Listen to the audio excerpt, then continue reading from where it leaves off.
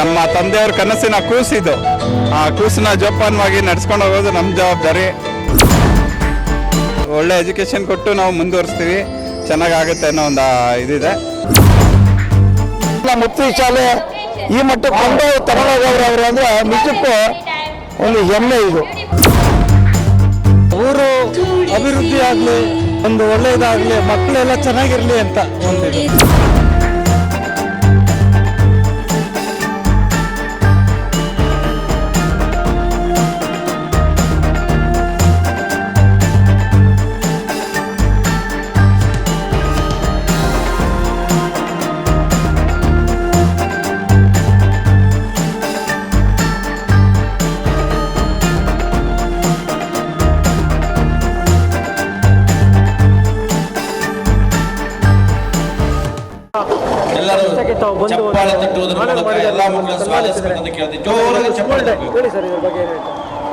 ಈ ಶಾಲೆ ಪ್ರಾರಂಭ ಆಗೋಕ್ಕೆ ಮುಂಚೆ ಏನು ಅಧ್ಯಕ್ಷರಾಗಿದ್ದಕ್ಕಂಥ ಲೋಕೇಶ್ ಅವರು ನನ್ನ ಆತ್ಮೀಯ ಸ್ನೇಹಿತರು.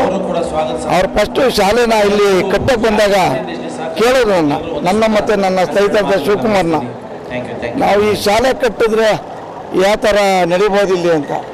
ನಾನು ಹೇಳಿದೆ, ನನಗೆ ಹೆಚ್ಚಿಗೆ ಇದ್ದಿದ್ದು ಸರ್ಕಾರಿ ಶಾಲೆ ಮೇಲೆ. ನಾನು ಇವತ್ತು ಅಲ್ಲೇ ಅದನ್ನು ಅಭಿವೃದ್ಧಿ ಮಾಡ್ಕೊಂಡು ಬರ್ತಾಯಿದ್ದೀನಿ. ಅಲ್ಲೇನೋ ಇಲ್ಲೇ ಮಾಡಿದ್ರೆ ನಾನು ಶಾಲೆಗೆ ತೊಂದರೆ ಆಗ್ತದೆ ಅಂತ ನೋಡಪ್ಪ ಯೋಚನೆ ಮಾಡೋ ಅಂತ. ಇಲ್ಲ, ನಾನು ನಿಮ್ಮ ಆಶೀರ್ವಾದನ ನಾನು ಶಾಲೆ ಮಾಡ್ತೀವಿ ಅಂದರು. ಅವಾಗ ಏನು ಎಷ್ಟು ಮಾತ್ರ ಬರ್ಬೋದು ಶಾಲೆಗೆ ಅಂದ್ಕೊಂಡು ನಾನು ಆಯ್ತು ಮಾಡಪ್ಪ, ಸಂತೋಷ, ದೇವ್ರು ಒಳ್ಳೇದು ಮಾಡಲಿ ಅಂತ ಹೇಳಿದೆ. ಅವಾಗ ಸ್ಟಾರ್ಟ್ ಮಾಡಿದ್ರು. ಸ್ಟಾರ್ಟ್ ಮಾಡುವಾಗ ಅವಾಗ ಕೊರತೆ ಇತ್ತು, ಮಕ್ಕಳು ಕೊರತೆ ಇತ್ತು.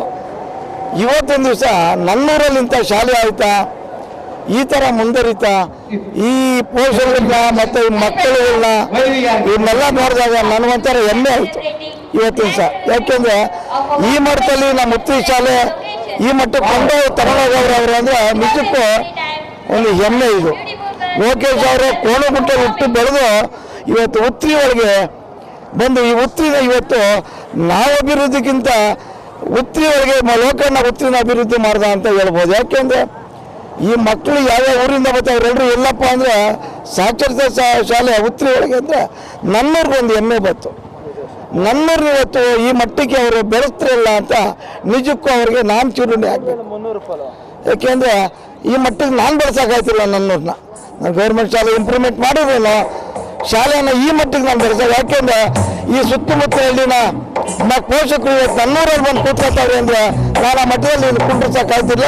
ಅದನ್ನು ಲೋಕನ ಶ್ರಮಪಟ್ಟು 10 ಜನ ಬರ್ತಿರ್ತಕ್ಕಂಥ ಮಕ್ಕಳು ಇವತ್ತು 100 ಜನ ಮಕ್ಕಳು ಮತ್ತೆ ಕೇಳೋದನ್ನು ನಿಜಕ್ಕೂ ನನ್ನೂರಿಗೆ ಒಂದು ಕಿರೀಟ ಕೊಟ್ಟ ಅಂತ ನಾನು ಹೇಳಿ ಇವತ್ತು ಒಳ್ಳೇದಾಗಲಿ ಅಂತ ದೇವರು ಅವ್ರು ಒಳ್ಳೇದು ಮಾಡಿ ಅಂತ ಹೇಳಿ ನಾನು ಆಚೆ ಏನು ವರ್ಷನೇ ಮಾಡಿದ್ರು. ಇವತ್ತು 2016ರಲ್ಲಿ ಸ್ಟಾರ್ಟ್ ಆಗಿದ್ದು, ಈಗ 7 ವರ್ಷ ಆಯಿತು. ಗೆಸ್ಟು ಎಸ್ ಸೋಮಶೇಖರ್ ಬಂದರು, ಶಿವಕುಮಾರ್ ಬಂದರು, ವೆಂಕಟಪ್ಪ ಅವ್ರು ಬಂದರು, ಮತ್ತು ಎಲ್ಲ ಬಂದಿದ್ದಾರೆ.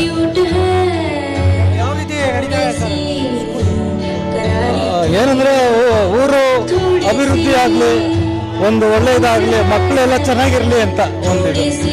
ಪ್ರಾರಂಭ ಮಾಡಿದಾಗ ಒಬ್ಬರು ಇಬ್ಬರು ಸ್ಟೂಡೆಂಟ್ಸ್ ಇದ್ರು, ಇವಾಗ ಭಾಳಷ್ಟು ಜನ ಬಂದಿದ್ದಾರೆ. ಪ್ರಾರಂಭ ಮಾಡಿದಾಗ 50 ಜನ ಇದ್ದರು, ಈಗ 280 ಮಕ್ಕಳಿದ್ದಾರೆ. ಈ ವರ್ಷ ಯಾವ ರೀತಿ ಪರವಾಗಿಲ್ಲ. ಏನು ಹೇಳಿ, ಸ್ಕೂಲ್ ಡೇ ಕಾರ್ಯಕ್ರಮ ಇದೆಯಲ್ಲ, ಚೆನ್ನಾಗಿ ನಡೀತಾ ಇದೆ. ಆ್ಯಕ್ಚುಲಿ ನಾವು ಸ್ಟಾರ್ಟ್ ಮಾಡಿ 2016ರಲ್ಲಿ ಸ್ಟಾರ್ಟ್ ಮಾಡಿದ್ದು. ನಮ್ಮ ತಂದೆಯವ್ರ ಕನಸಿನ ಕೂಸಿದು. ಆ ಕೂಸನ್ನ ಜೋಪಾನವಾಗಿ ನಡ್ಸ್ಕೊಂಡು ಹೋಗೋದು ನಮ್ಮ ಜವಾಬ್ದಾರಿ. ಸೊ ಹಾಗಾಗಿ ನಡ್ಸ್ಕೊಂಡು ಹೋಗ್ತಾ ಇದ್ದೀವಿ. ಚೆನ್ನಾಗಿ ಆಗ್ತಾ ಇದೆ ಎಲ್ಲನೂ. ಎಲ್ಲ ಇಲ್ಲಿನ ಜನತೆ ಆಗಲಿ, ಇಲ್ಲಿನ ಪೋಷಕರಾಗಲಿ ಎಲ್ಲ ನಮಗೆ ಪ್ರೋತ್ಸಾಹ ಕೊಡ್ತಾ ಇದ್ದಾರೆ. ಸೊ ಹಾಗಾಗಿ ಚೆನ್ನಾಗಿ ನಡ್ಕೊಂಡು ಹೋಗ್ತಾ ಇದೆ. ನಮ್ಮ ತಂದೆಯವ್ರಿಗೂ ಖುಷಿಯಾಗಿದೆ, ಅವ್ರ ಖುಷಿನೇ ಹೆಚ್ಚು. ಆಗಲಿ, ಸ್ಕೂಲು ಒಳ್ಳೆ ಎಜುಕೇಷನ್ ಕೊಟ್ಟು ನಾವು ಮುಂದುವರಿಸ್ತೀವಿ, ಚೆನ್ನಾಗಾಗುತ್ತೆ ಅನ್ನೋ ಒಂದು ಇದಿದೆ. ಧನ್ಯವಾದಗಳು.